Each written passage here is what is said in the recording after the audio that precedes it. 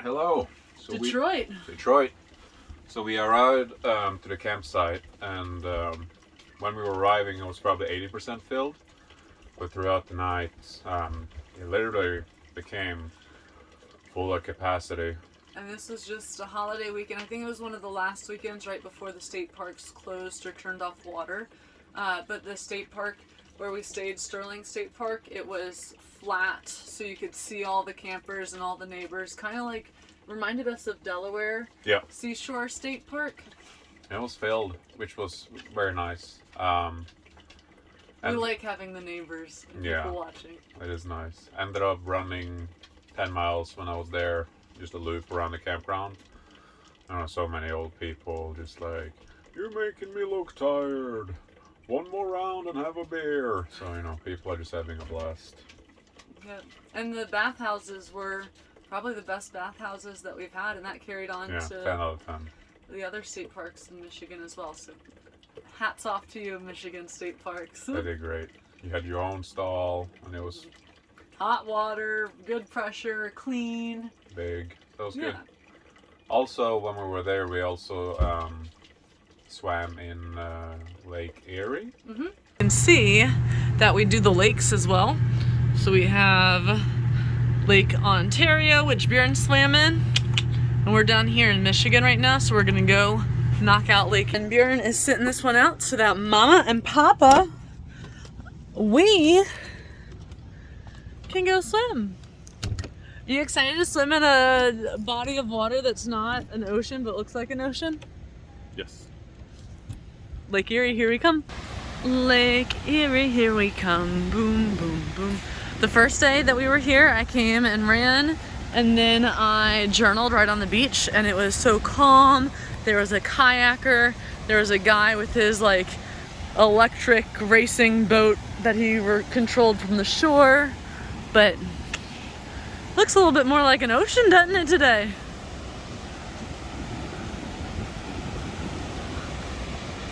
It's beautiful though. You're beautiful, Lake Erie. Go on, get in.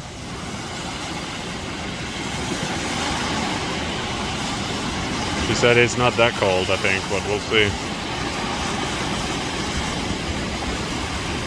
Beautiful view.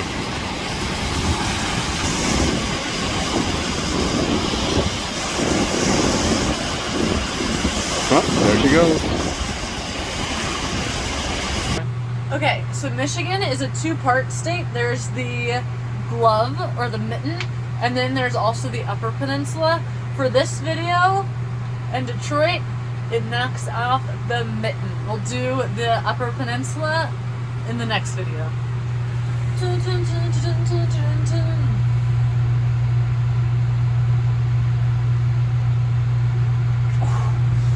So good. Hello, Michigan. Oh, and we can put in Lake Erie.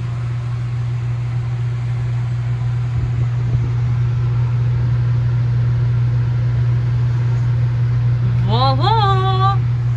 Second of 5 Great Lakes. And Lake Erie was beautiful to watch. It was large. Wasn't cold, which was nice. Wasn't clean either. Yeah, it was a little dirty, so it was a quick in and out just to swim in it, but then straight to the showers after. Yeah. It was just, you could see some factories, you could see Detroit from where we were, just like the big city runoff, I think, just made the water a little bit grosser than other lakes. Yeah. Later, we went to a pumpkin harvest. Yeah, so one of the days in the weekend, we found a fall festival down on their multi-purpose paths throughout the Detroit city. And so we walked along the waterfront and then walked over to that. And it was $5 a person, but the pumpkins were only for adults, or for kids, not for adults. And Yeah. I was mad. In the beginning, Sarah told me there wasn't supposed to be rain, so we parked probably maybe 5 blocks away from it. And as we were walking, it just got more and more rain. At one point, it was pouring, and I just had a shirt on. And it was just like, what a day. But once we got there, the rain slowly stopped, and The sun came out and it dried off. Yeah, and it was just one long street, and you had food everywhere and live music, which was cool. But Sarah really wanted to decorate a pumpkin. They had a pumpkin painting station, and I wanted to do that because we don't have any decor for our camper, and it's Halloween time, and I wanted to decorate it. So I went into the pumpkin patch and picked up a pumpkin, and the lady said, "These pumpkins are for kids." And so I had to put the pumpkin back, despite having paid more for entry than the kids, because the kids came into the festival for free. I paid $5 and wasn't allowed to get a pumpkin. Yeah. So Bitter. That was funny. Later, we went and got something called Buddy's Pizza. We decided to get Buddy's Pizza. Thank you, Jim, for the recommendation. It's a Detroit-style pizza, which is, it means you put the sauce. We have no idea. We assume it's because of the layering style, but we got the Detroiter, which, looks real good. There's some Wisconsin cheese in there. There's some Parmesan cheese and pepperoni and some marinara sauce, and then the secret Buddy's seasoning. So, let's dig in. Ernst, I'll take the camera and you can, are you selfie it?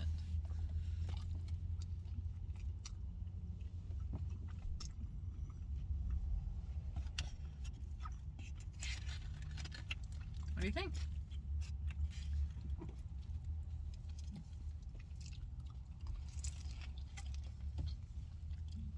I think it's delicious.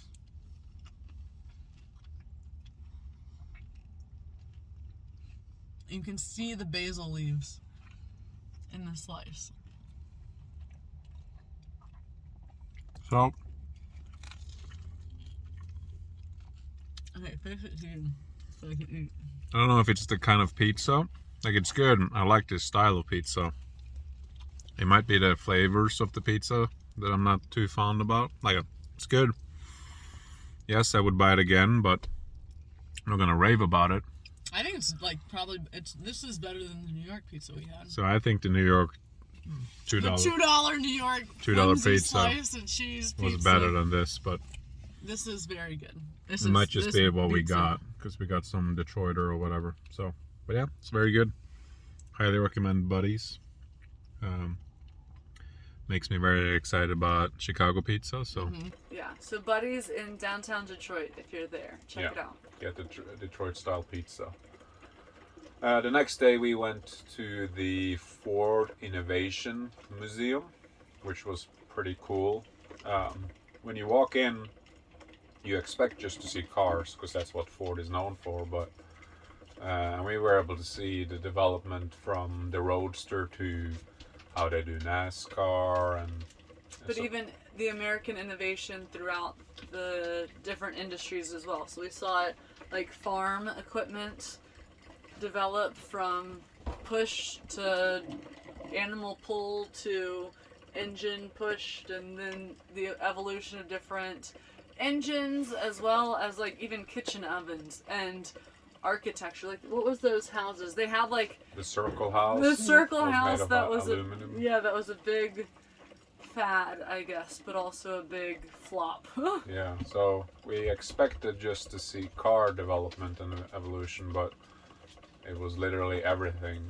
TVs, furniture, technology. Bedrooms, even, like teenage bedrooms that you could expect throughout. So you could live in the 70s, 80s, 90s. So that was both cool, but also a little bummer, because it was so disorganized. It was very chaotic for me, and you might hear some coffee brewing in the background, but it was very disorganized and not... They had sections throughout the building, but there wasn't a path to go through the sections or navigate clearly. It was just kind of like very easy to miss things. It was like, you can imagine like a big warehouse space, and it's just a bunch of different like stations, but there's no road telling you which station to see first, and there's no path to follow. It's just you enter and then it's just yeah. So I think that took away from the content of the museum because I wasn't able to enjoy it so much because I was just concerned about missing it, and then I wasn't seeing things in order. Yeah. What are you doing? Shut it. You wanna come snuggle? On. Come on. Yes. On. Good boy. Alright. Bjorn is a whiny cup. He's Bjorn really... wanted to make sure he was part of this video too. Can't be left out. I know. It was cool though to see all the different cars and the presidential cars. We got to see all of those, even the one JFK was killed in. And we were able to see some of the games or reflection, what's it called? Reaction games. Yeah, so when we were in the NASCAR section in the speed cars kind of thing, one of the stations was a visual hand-eye coordination reaction time type of thing that NASCAR drivers need to have to just prepare and react in like milliseconds. So you guys comment below, who do you think were better? Was it me or Sarah? I think it's pretty obvious, but go ahead and comment below. I'm so fast. After that, we went back because that took a while. That took like 2 or 3 hours to go through all of that. And it was an hour away. And Bjorn was left. Yep, so we didn't want to. So we came back the next day and did the Rouge factory tour. So if you don't know anything about Henry Ford, he was basically the father of the assembly line. And also, Ford Motor Vehicles are his kind of legacy. But the Rouge factory is where the Model T was first constructed, and the assembly line manufacturing model was invented or implemented. Yeah. As well as another thing that we learned in the factory tour was that they also imported from the Great Lakes or throughout the Great Lakes and train, they imported raw materials. So they had wood, ore, and wood, metal, and something else. There was a third raw material that they were able to use to just go from raw material to a Model T in a single building. And that was really novel for the time. Yeah, basically, at one point, their biggest lead time, meaning the biggest thing they had to wait on was materials. So that's when they decided, okay, we create it in-house. That way we never have to wait, and we can continue to push this development faster and faster and faster. And he was the creator of back then, he doubled the wages. So he paid everybody $5 a day, which I think equaled to like $130 a day. It was a really, really big deal at the time. And that also brought in a mass amount of employees because everybody would flock to Detroit to get a job at the Ford factory. Yeah, at one point they had over 100,000 employees just at the factory, which is back then amazing. Yeah. So that was super cool to see. They also gave us some insight on how they created how they create the Ford F-150 Raptor. So we were able to go to the assembly line and see how fast they actually create a car, and it's just parts moving all over, and people are on stations and the stations move with them. So they just go on, screw in whatever they need to do, or add a glass or add a bumper or whatever, and then the car just keeps moving at all times.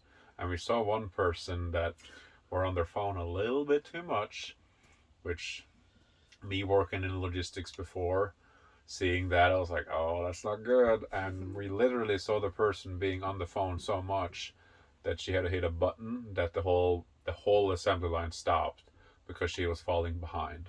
And that was kind of interesting to see as well. But we weren't allowed to film in the in the factory for those workers' rights, privacy protection, because they're trying to do a job and they don't need people looking over their heads and stuff like that. So filming them, yeah. We don't have any evidence of this girl not doing her job. It was fun. It was fun to see. We also got some insight in the new F-150 Lightning, which is their full electric pickup truck, which I think is pretty cool. Yeah. But that will come out in 2022. And that factory where they're assembling the Lightning truck is actually on the exact footprint of the Model T factory, All the way back. the original one. And yeah. it's like, so that was like a really cool innovation kind of Yeah. thing. They've also done some redesigns for kind of getting up to the 21st century and being a little bit more eco-friendly. Like on their campus, they have a ton of solar panels. They've got an apple orchard. They've got beehives. And most of their roofs are covered in moss. Covered in like a low ground plant that's easy to, like, no maintenance kind of thing.